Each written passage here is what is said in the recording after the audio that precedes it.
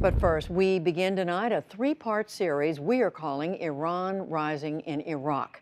Special correspondent Reza Saya and videographer Gelareh Kayazan, in partnership with the Pulitzer Center on Crisis Reporting, traveled throughout Iraq to examine the growing influence of its neighbor, the Islamic Republic of Iran. Just how far has Iran extended its reach in Iraq? What are its intentions? And are American concerns that Iran is destabilizing Iraq justified? Over these 3 nights, the series takes us to the capital, Baghdad, to the outskirts of Mosul, to Sulaymaniyah in Iraqi Kurdistan, and to the contested city of Kirkuk. We begin in the holy city of Karbala and a look at Iran's religious and political influence, one that's growing, but also which faces serious limits. On a countryside highway heading south from Baghdad, weary Shia pilgrims, some of whom have walked for days, pause to soothe their aching muscles. Ala Ghazi and his helpers say their modified electric car polishers always deliver relief. I am working hard for the Islamic nation. I do this every year for my fellow Muslims. The roadside massage pit stop, free of charge, embodies the charitable spirit of Arba'in, the annual pilgrimage that marks the martyrdom of Imam Hussein, the Muslim prophet Muhammad's grandson.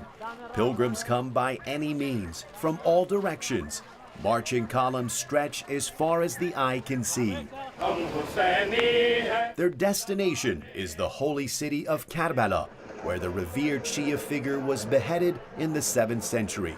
Among the masses, millions are from neighboring Iran, the country with the largest Shia population in the world. I'm from Mashhad, from Iran. I'm Adel, I'm from Iran. I'm Bijan Felij. I come from the nation of Iran. Raise your hands if you're Iranian. دستونو بزنین بالا اگه ایرانی هستی. When the swarms of worshippers finally reach the shrine of Imam Hussein, many pray for healing and forgiveness. Others give thanks. The crowds are huge here, and some of the estimates are staggering. Officials say as many as 20 million people gather here every year for Arba'in. To put that in perspective, that's equal to the population of New York cramming into a city of less than 1 million. And literally every few steps I take, I hear an Iranian speaking Farsi. See, he was just speaking Farsi. Everyone here is Iranian. Look around. All you see are Iranians. For the 24 years Saddam Hussein ruled Iraq, few Iranians dared to make this journey. The two countries were mortal enemies, at war for 8 years, and the secular dictator had banned the pilgrimage. In 2003, the U.S.-led coalition toppled Saddam. In came a Shia-majority government, and back came Iranian worshippers. Today, few events reveal the return of Iran's powerful religious influence in Iraq, more so than Arba'in. Iranian religious music is everywhere. Iranian clerics offering spiritual guidance. Donation boxes for Iranian religious charities filled with Iranian money. Ali Khalidi came from Iran with a homemade flag to show the bond between the two countries. I wanted to show the whole world the friendship between Iran and Iraq. Are you Iranian?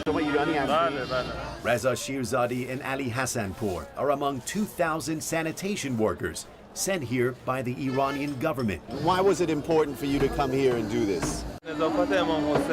We volunteered from the heart for Imam Hussein. We believe in him and love him. We came to clean the streets for his followers. Iran's religious presence here sometimes extends to where the lines that separate faith, politics, and power begin to blur. Images of Iran's supreme leader and the late Imam Khomeini, the leader of Iran's Islamic Revolution, are common sights. So are posters of the Iranian-backed militia that played a key role in fighting ISIS in Iraq. The sheer number of Iranians here creates the impression that Iran, its government, and its leadership have huge influence in Iraq and perhaps even intervening in Iraqi affairs, something that has very much alarmed Washington. But during our visit here, we learned that Iran's influence is not as clear-cut, not as simple, and not as extensive as many in Washington describe. There are powerful barriers to Iran's influence in Iraq.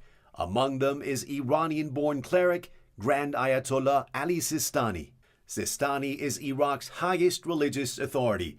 His roughly 20 million Shia followers say he strives to keep religion separate from politics and supports an inclusive Iraqi democracy.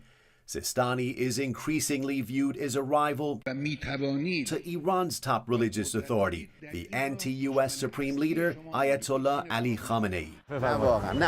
Ahmad Lashkari is a senior cleric within the Sistani movement.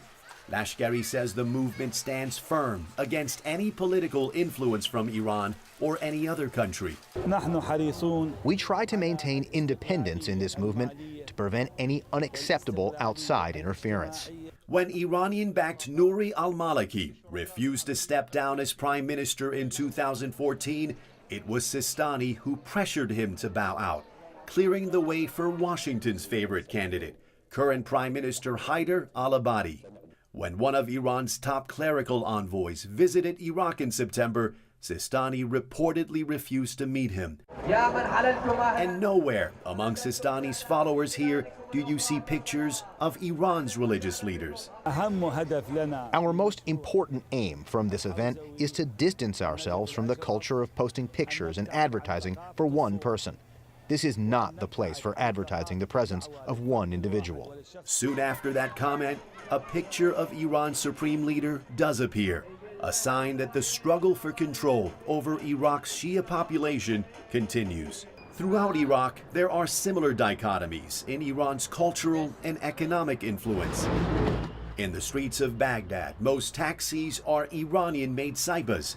In supermarkets, Iranian products often line the shelves as Iran-Iraq trade ties strengthen, although Iranian imports are still outnumbered by finer and more popular products from other regional trade partners like Turkey. In the city of Soleimania, Iranian music plays in open markets that sell Iranian goods. At this Iranian-themed cafe, patrons smoke hookahs and play the ancient Iranian game of backgammon.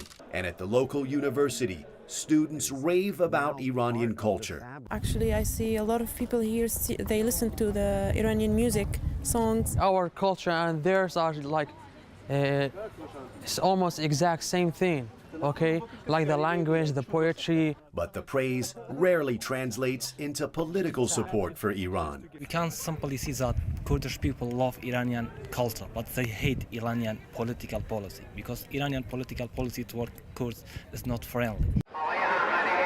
Iran's influence in Iraq is not always welcome, but throughout our journey, we saw that it's clearly growing. Much of it the natural result of two neighbors with ties that go back 2,500 years. We also learned that U.S. allegations that Iran is destabilizing Iraq by meddling in its affairs are not totally supported by what we saw on the ground. What few dispute is that nearly 15 years after the U.S. ousted Iraqi dictator Saddam Hussein and spent nearly $1 trillion on the war, it's Iran's influence that seemingly outweighs Washington's. I think there's no competition. The Iranians have far more influence. Iran-based political analyst Mohammad Marandi says the U.S. is partly to blame. I think the reason why the Americans are so surprised at the amount of influence that Iran has is basically because Iran has done everything that the Americans have not done. The Americans came in, occupied the country, dictated terms. The Iranians, on the other hand, did not open bases in Iraq. They went to the actors in Iraq that existed, the different parties, and tried to establish good links with them. And the reason that they have that influence is that they treat the Iraqis as their equals.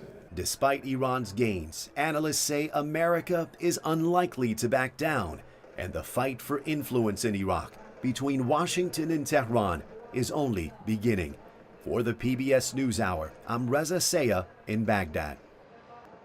Tomorrow, Reza Sayah continues our series with a report on the controversial Iranian-backed militias in Iraq that were instrumental in the fight against ISIS.